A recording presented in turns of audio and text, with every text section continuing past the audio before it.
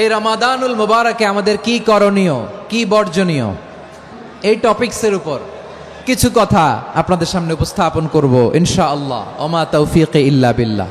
আল্লাহ তাআলা ইরশাদ করছেন, শাহরু রমাদান আল্লাযী উনজিলা ফীহিল কুরআনু হুদাল লিন-নাস ওয়া বাইনাতিম মিনাল হুদা ওয়াল ফুরকান। আল্লাহ বলেন, রমাদান এমন একটা মাস যে মাসে কোরআন নাজিল করা হয়েছে, আর এই কোরআন হচ্ছে বিশ্ব মানবের জন্য পথ নির্দেশিকা, হেদায়েতের সুস্পষ্ট বর্ণনা এবং সত্য মিথ্যা পৃথক করার আসমানি মানদণ্ড রূপে জামিনে আমাদের জন্য কোরআন নাজিল করেছে কে? আওয়াজ করে বলেন তো, আল্লাহর নাজিল করা এই কোরআনে কোনো ভুল আছে? সন্দেহ আছে? সংশয় আছে? বিয়ন্ডলেস, বাউন্ডলেস, বটমলেস, এমন কিতাব যেটা পড়ে গবেষণা করে এর তথ্য, উপাত্ত, ইনফরমেশন, লেসন নিয়ে শেষ করা যায় না। সুবহানাল্লাহ। আল্লাহ বলেন, এই কোরআনকে আমি রমাদানে নাজিল করেছি, যেটা বিশ্ব মানবের জন্য পথ নির্দেশিকা। আমার প্রিয় ভাইরা, এই কোরআন নাজিল হয়েছে রমাদান আল মুবারক, এই বরকতময় মাসে। তাই আমাদের উচিত আসন্ন যে রমাদান আল মুবারক, এই রমাদানে কোরআনের সাথে নিজেদের সম্পর্ককে বাড়ানো। আপনি কি জানেন কোরআন নিয়ে কোন ফেরেশতা পৃথিবীতে এসেছিল? জানেন? ফেরেশতার নাম কি বলেন তো? জিবরিল আলাইহিস সালাম। সাইয়েদনা জিবরিল কোরআন নিয়ে এসেছেন, ফলে উনি হয়েছেন শ্রেষ্ঠ ফেরেশতা। বিশ্ব নবীর উপর কোরআন নাজিল হয়েছে, তাই তিনি হয়েছেন শ্রেষ্ঠ নবী। রমাদানে কোরআন নাজিল হয়েছে, তাই রমাদান হয়েছে শ্রেষ্ঠ মাস। কদরের রাতে কোরআন নাজিল হয়েছে, তাই কদর হয়েছে শ্রেষ্ঠ রাত। আমরাও যদি কোরআনের সাথে সম্পর্ক বাড়াই, আমাদের মর্যাদাও এরকম, আমাদেরকেও শ্রেষ্ঠ মানুষ বানায় দিবে কে? এজন্য কোরআনের সাথে সম্পর্ক বাড়াইতে রাজি আছেন তো? যারাই কোরআনের সাথে সম্পর্ক বাড়ায়, এদের মর্যাদা বাড়ায় দেয় কে?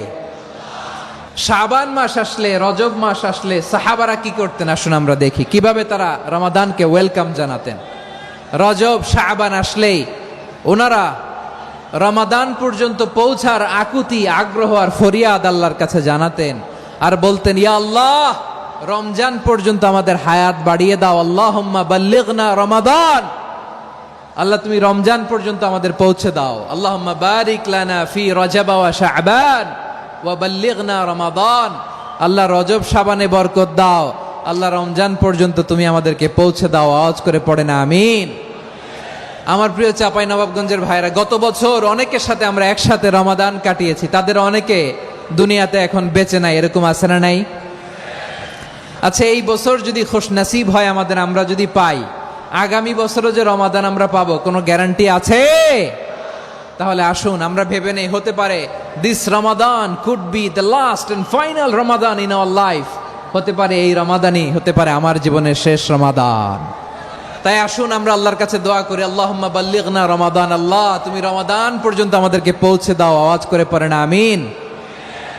ইবনু রাজব আল হাম্বলি লাতাইফুল মাআরিফের মধ্যে লিখেছেন, সাহাবারা ওনারা রমাদান কেন্দ্রিক, আমাদের সালাফ সালফে সালেহিনরা রমাদান কেন্দ্রিক জীবন কাটাতেন।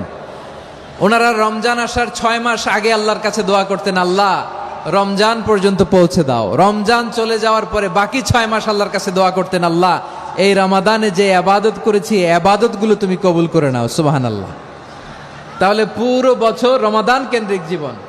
রমজান আসার আগে 6 মাস দোয়া করতো, আল্লাহ আমরা যেন রমজান পাই। রমজান চলে যাওয়ার পরে বাকি 6 মাস বলতো, আল্লাহ রমজানে যে ইবাদত করেছি এগুলো তুমি কবুল করে নাও। সুবহানাল্লাহ। আবার এই শাবান মাসে আল্লাহর হাবিব সাল্লাল্লাহু আলাইহি ওয়াসাল্লাম সবচেয়ে বেশি রোজা রাখতেন। এই শাবান শেষে আমাদের মধ্যে আগমন করবে রমাদান, এবং এই রমাদানুল মুবারক আল্লাহ তাআলা আমাদের জন্য সিয়াম ফরজ করেছেন। কি ফরজ করেছেন? তিনি সূরাতুল বাকারার 183 নম্বর আয়াতে ইরশাদ করছেন, রাব্বুল আলামিন বলেন, ইয়া আইয়ুহাল্লাযীনা আমানু কুতিবা আলাইকুমুস সিয়ামু কামা কুতিবা আলাল্লাযীনা মিন ক্বাবলিকুম লাআল্লাকুম তাত্তাকুন। আল্লাহ বলেন, ও বিশ্বাসীরা শোনো শোনো, তোমাদের জন্য সিয়ামকে ফরজ করা হয়েছে, ঠিক যেমন ভাবে তোমাদের পূর্ববর্তী উম্মতদের উপরও সিয়ামকে ফরজ করা হয়েছিল, লাআল্লাকুম তাত্তাকুন, যাতে করে তোমরা সবাই মুত্তাকি হতে পারো। সুবহানাল্লাহ বলেন, যাতে করে তোমরা আল্লাহ সচেতন হতে পারো। তাহলে সিয়ামকে, এই সামনে যে রমাদান আসতেছে আমার প্রিয় ভাইয়েরা, এই পুরো রমাদান ব্যাপী সিয়াম সাধন করা, সিয়াম পালন করাকে আমাদের জন্য ফরজ করে দিয়েছে কে? এটা শুধু আমাদের উপরই ফরজ না, আমাদের আগে যত জাতিগোষ্ঠী এই পৃথিবীতে এসছে সবার উপরে সিয়াম পালনকে ফরজ করেছে কে? তবে ধরনটা ভিন্ন ছিল, এক এক জাতিগোষ্ঠীর জন্য এক এক ধরনের ছিল। আমাদের জন্য সিয়াম ফরজ টানা 1 মাস 30 দিন বা 29 দিন। পূর্ববর্তী অনেক উম্মতের উপর 1 মাস ছিল না, 3টা ফরজ ছিল। কয়টা? প্রতি মাসের 13, 14, 15 ফরজ ছিল তাদের জন্য। কারো জন্য শুধু একটা, আশুরার রোজা। কোন কোন উম্মতের জন্য 10টা। কোন কোন উম্মতের জন্য রোজা ফরজ ছিল মৌনতার রোজা, আরবিতে বলে সৌমুল ইনসাত, মানে সারাদিন খেতে পারবে, পান করতে পারবে, স্ত্রীর সাথে মেলামেশা করতে পারবে, কিন্তু কথা বলতে পারবে না। কথা বললেই তাদের রোজা ভেঙে যেতে। পড়েন সুবহানাল্লাহ, কি অদ্ভুত ব্যাপার! মৌন সম্মতির রোজা। যেমনটি সাইয়্যিদাতুনা মারিয়াম আলাইহাস সালাম বলেছেন, ইন্নী নাযারতু লির-রাহমানি সাওমা ফালান উকাল্লিমাল ইয়াওমা ইনসিয়া। তিনি বলেছেন, আজকে আমি রহমানের জন্য, মানে আল্লাহর জন্য রোজা মানত করেছি, আজকে আমি কারোর সাথে কথা বলতে পারবো না। তো রোজা রাখলে কথা বলতে পারবে না কেন? কারণ ওই শরীয়তে রোজার বিধান ছিল সকাল থেকে সন্ধ্যা খেতে পারবেন, পান করতে পারবেন, কিন্তু কথা বলতে পারবেন না। কথা বললেই রোজা ভেঙে যেত। সুবহানাল্লাহ বলেন। তাহলে সব জাতিগোষ্ঠীর উপরে রোজা ফরজ ছিল, কিন্তু ধরনটা ভিন্ন ছিল। মজার ব্যাপার হচ্ছে, আপনি বর্তমানেও বিভিন্ন ধর্মের দিকে তাকান, বৌদ্ধ ধর্ম, হিন্দু ধর্ম, খ্রিস্ট ধর্ম, তাদের মধ্যেও রোজা আছে। ইংরেজরা, খ্রিস্টানরা এটাকে বলে ফাস্টিং। কি বলে? ফাস্টিং। আমাদের হিন্দু ভাইয়েরা বলে উপবাস। তারা কি বলে? উপবাস। আবার এখন আন্দোলনেরও একটা মাধ্যম হয়েছে এটা, না খেয়ে থাকা। এটারে বলে অনশন। এটারে কি বলে? অনশন ধর্মঘট। মানে আমাদের দাবি না মানলে আমরা খাবো না, রোজা রাখলাম।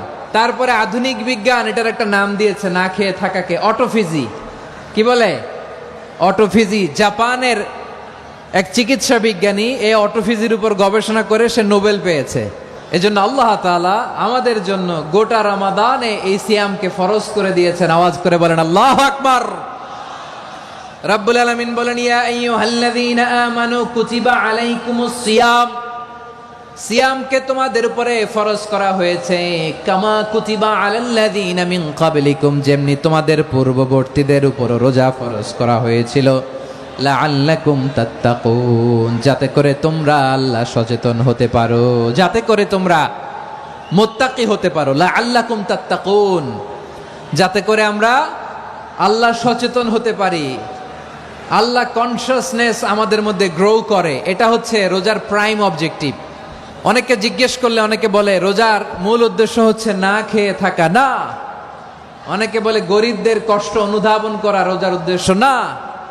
রোজার উদ্দেশ্য কি, সিয়াম পালনের উদ্দেশ্য কি, এটা আল্লাহ তাআলা স্পষ্ট এই আয়াতের পেছনে বলেছেন যে লাআল্লাকুম তাত্তাকুন, যাতে করে তোমরা আল্লাহ সচেতন হতে পারো, আল্লাহ ভীতি তোমাদের মধ্যে গ্রো করে, গড কনসিয়াসনেস, আল্লাহ কনসিয়াসনেস, আল্লাহ সচেতনতা যেন বাড়ে। দ্য সেন্স অফ অ্যাকাউন্টেবিলিটি, আল্লাহর সুপ্রিম কোর্টের কাঠগড়া এই দুনিয়াতে আমি যাই করলাম তার সবকিছু যে পাই টু পাই হিসাব দিতে হবে, এই sense, to enhance the sense that what ever we do Allah is watching me. আপনি যাই করেন কেউ দেখে না, কিন্তু দেখে কে? শুরুতেই তো জিজ্ঞেস করেছিলাম যে কেউ যেটা দেখে না সেটা দেখেন কে? কেউ যেটা শোনে না সেটা শোনেন কে? এর নাম হচ্ছে লাআল্লাকুম তাত্তাকুন, যাতে করে তোমরা আল্লাহ সচেতন হতে পারো, আল্লাহ ভীরু হতে পারো। দুনিয়ার কেউ দেখে না, কিন্তু আল্লাহ দেখে। এটাই রোজার মূল শিক্ষা। আমার প্রিয় ভাইরা, আপনি লুকিয়ে লুকিয়ে ঘরের ভেতরে অন্যায় করেছেন, পাপ করেছেন, আপনার বাবা দেখে নাই, মা দেখে নাই, স্ত্রী দেখে নাই, কিন্তু দেখেছে কে? আল্লাহর চোখ ফাঁকি দেয়া যায়? আচ্ছা, বুঝে থাকলে বলেন তো, সিসি ক্যামেরার চোখ ফাঁকি দেয়া যায় কি যায় না? পুলিশের চোখ, র্যাবের চোখ, বিমানবন্দরে কাস্টমস অফিসারের চোখ, কিন্তু আমার আল্লাহর চোখ এই সেন্সটা নিয়ে আসা নিজের মধ্যে, আমি what ever I do Allah is watching me, যাই করি আল্লাহ দেখে। লাআল্লাকুম তাত্তাকুন। রমাদানের রোজা, ইফতারি, সিয়াম, ইবাদত সব কিছুর মধ্য দিয়ে আপনাকে খেয়াল করতে হবে যে লাআল্লাকুম তাত্তাকুন এই স্ট্যান্ডার্ড এটা অ্যাচিভ হচ্ছে কিনা আমাদের, যাতে করে তোমরা মুত্তাকি হতে পারো, আল্লাহ ভীরু হতে পারো। তাকওয়া, এটা হচ্ছে the essence of Islam. What is তাকওয়া? তাকওয়া মানে কি? তাকওয়ার সংজ্ঞা অনেকে অনেকভাবে দিয়েছেন। আমি সরাসরি সাহাবাদের কাছ থেকে একটা সংজ্ঞা আপনাদের শোনাচ্ছি। ওমরে ফারুক রাদিয়াল্লাহু তাআলা আনহু উবাই ইবনে কাব রাদিয়াল্লাহু তাআলা আনহুকে জিজ্ঞেস করেছিলেন, ইয়া উবাই মা হুয়া তাকওয়া, হে উবাই তাকওয়া কি? তাকওয়া কাকে বলে? উবাই ইবনে কাব তিনি প্রশ্নের উত্তর না দিয়ে উনিও আবার প্রশ্ন ছুড়লেন। তিনি বললেন, ইয়া আমিরাল মুমিনিন আমা সালাকতা তরিকান যা শাউক, আপনি কি কাঁটাযুক্ত রাস্তা দিয়ে মরুভূমিতে কখনো হেঁটেছেন? যে রাস্তার চারদিকে ক্যাকটাস, গুলমলতার কাঁটা, হেঁটেছেন? ওমরে ফারুক বললেন, নাম হেঁটেছি। বালা, হেঁটেছি। কাইফা আমিলতা, কিভাবে হেঁটেছেন? ওমরে ফারুক বললেন, শাম্মারতু ওয়াজতাহাত্তু, আমি আমার জামা, জুব্বা আর চাদর আটোসাটো করে গায়ের সাথে এমন ভাবে মিলিয়ে রেখেছি, এমন সাবধানে হেঁটেছি যাতে করে মরুভূমির ক্যাকটাসের গুলমলতার কাঁটা আমার গায়ে বিঁধে না যায়।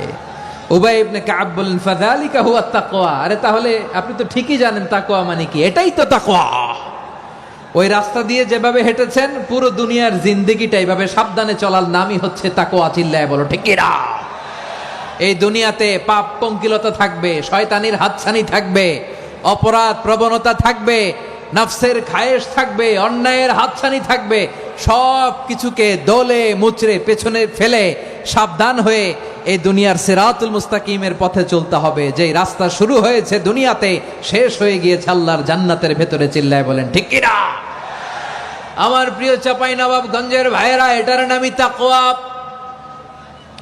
উবাই ইবনে কাব বললেন, ও আমিরুল মুমিনিন, ওই কাঁটাযুক্ত গুলমলতার রাস্তার মধ্যে ঠিক যেমনি সাবধান হয়ে আপনি হেঁটেছেন, এই দুনিয়ার বুকে ওই সাবধান হয়ে চলার নাম হলো তাকওয়া। সুবহানাল্লাহ। তাকওয়ার শুধু দুইটা নমুনা আপনাদের সামনে পেশ করব, আপনাদের ক্লিয়ার হয়ে যাবে। একটা নমুনা তো দিলাম, আরেকটা নমুনা, সেটাও ওমরে ফারুক রাদিয়াল্লাহু তাআলা আনহুর জীবনী থেকে। উনি ছিলেন ন্যায়পরায়ণ শাসক। রাত্রিবেলা প্রজাদের কি হাল হাকিকত, কি অবস্থা, ঘুরে ঘুরে প্যাট্রোলিং করতেন পুলিশের মতো। সারা রাত তিনি ঘুরেছেন কার কি অবস্থা দেখে, শেষ রাতে তিনি ফিরে আসতেছেন। তিনি থাকতেন, সহিহ বুখারীতে এসেছে, কানা ইয়াসকুনু ফি আওয়ালিল মদিনা, মদিনার উঁচু এলাকায় থাকতেন। তো ফিরে আসার সময় উনি একটা প্রাচীর বেষ্টিত ঘরের পাশে দুইজন নারীর কথোপকথন শুনতে পেলেন। একজন বৃদ্ধা, একজন যুবতী।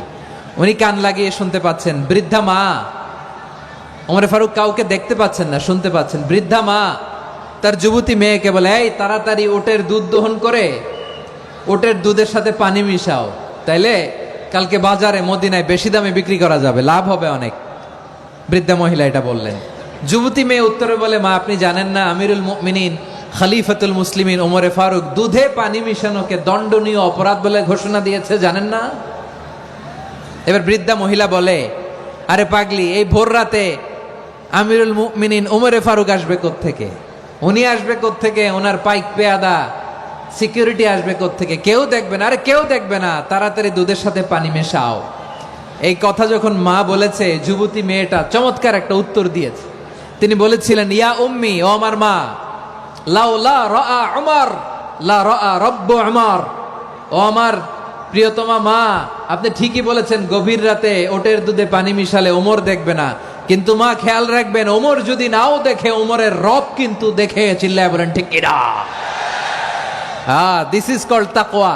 এজন্য রব্বুল আলামিন বলেন, লা তুদরিকুহুল আবসার ওয়া হুয়া ইউদরিকুল আবসার ওয়া হুয়াল লাতীফুল খাবীর। তিনি এমন সত্তা, দুনিয়ার কোন চোখ তাকে দেখে না, কিন্তু দুনিয়ার সবগুলো চোখকে, সব মানুষের অ্যাক্টিভিটিসকে আরশের উপর থেকে সব কিছু মুহূর্তে মুহূর্তে দেখতে পান কে? তাহলে তাকওয়া কারে বলে বুঝতে পারছেন? দুনিয়াতে সাবধানে চলার নাম তাকওয়া। কেউ দেখে না, কিন্তু আল্লাহ দেখে। এই সেন্স, এই জবাবদিহিতার ভয়, দ্য সেন্স অফ অ্যাকাউন্টেবিলিটি, এই সেন্স নিজের মধ্যে গ্রো করার নাম হচ্ছে তাকওয়া। আর এই সিয়াম পালন করার প্রাইম অবজেক্টিভ অফ সিয়াম হচ্ছে লাআল্লাকুম তাত্তাকুন, আওয়াজ করে বলেন লাআল্লাকুম